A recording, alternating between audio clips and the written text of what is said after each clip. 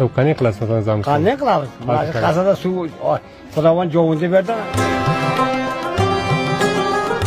این بشکه‌ای که می‌بینین اینا در لیست است یا در نوبت. هر بشکه 6 بشکه حساب میشه.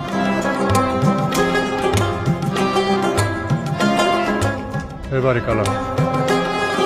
مردم مثل خوکشورلوک مردم دیگه بلا بناشه خوکشورلوک بود دیگه کارلوک من دین زمینای لالمی من آبی هم جوره.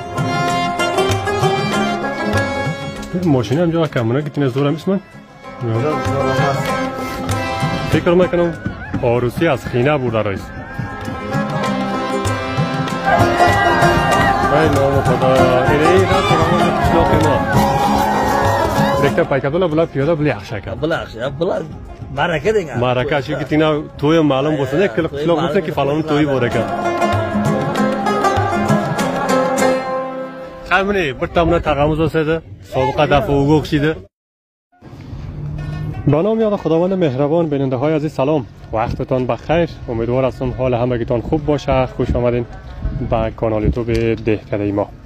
امروز در دهکده هزار سموچ هستیم، یکی از قدیمی ترین و بزرگترین دهکده های ولسوالی رستاق ولایت تخار افغانستان. آمدیم به کوچه های قریه قدم بزنیم، با مردم دیدن بکنیم، یک گزارش برای شما دوستا از این قشلاق داشته باشیم. با ما باشین در کوچه های قشلاق قدم بزنیم و از رسم و رواج زندگی و داشته های قریه ببینیم. چینل را سابسکرایب بکنین، علامه زنگ بزنین. در این قشلاق که است حین وقتی بیکاری است.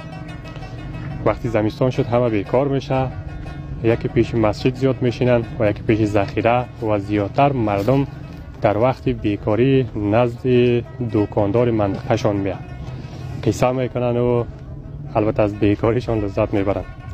خب از اینجا برنامه را آغاز میکنیم، یک چند تصویر داریم با هم ببینیم، پس دوباره برمیگردیم.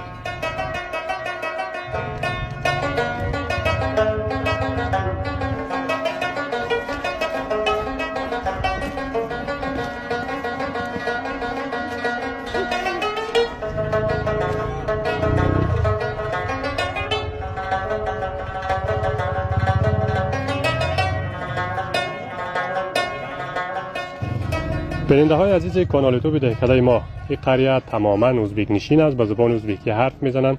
ما هم با مردم به زبان ازبکی حرف میزنم، بعدا براتون ترجمه میکنم کسایی که ازبکی را بلد نباشن بفهمن که ما چی میگیم و دوستایی که ازبکی را میفهمن